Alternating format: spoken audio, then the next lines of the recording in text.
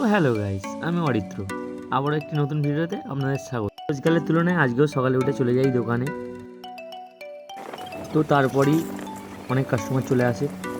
তারপর আমি আর কি পরপর প্রেসক্রিপশানগুলো সারতে থাকি। তো তারপর একটি দেওয়ার পর আবার অনেকগুলি প্রেসক্রিপশান ছিল, পরপর দিতে থাকি। তো একে একে পরপর প্রেসক্রিপশানগুলো দিচ্ছিলাম।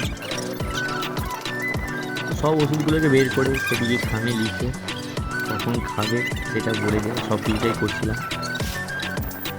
তো তারপর দোকান থেকে চলে যাই সেলুনে। তারপর সেলুনে গিয়ে আমি আর পিউষ লাইনে বসে থাকি। তো অনেকক্ষণ বসার পর আমার লাইন এসে যায় এবং আমি চুলটা কাটি। আর এটা ছিল আমার ফাইনাল লুক। কেমন লাগছে বলো। তো তারপর বাড়িতে এসে দেখি পুচকে এসেছে।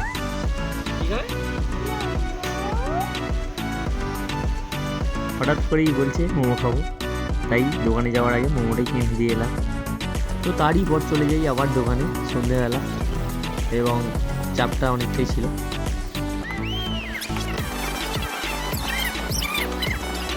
তো একে একে প্রত্যেকটা প্রেসক্রিপশন ছাড়ছিলাম এবং তারপরই ওখানে ফোন করছিল চা খেতে যাওয়ার। আর চা খেতে যাওয়ার সময় আমরা পুরো ফেঁসে যাই, কারণ ওই রোড দিয়ে মা দুর্গাকে নিয়ে যাচ্ছিলো এবং প্রচুর পরিমাণে জ্যাম হয়ে যায়। তারপর আমরা মাকে দেখতে দেখতে চলে যাই ভাগনার ফালতু চায়ের দোকানে। আজকে গিয়েছিলাম পানপুরে। তারপরে ওখান থেকে চলে যাই আমরা আমতা চেয়ার কিনতে যাওয়ার জন্য। চেয়ারটাই কেমন করে আনছে দেখুন। তিনজন মিলে মজা করতে করতে বাড়ি ফিরলাম।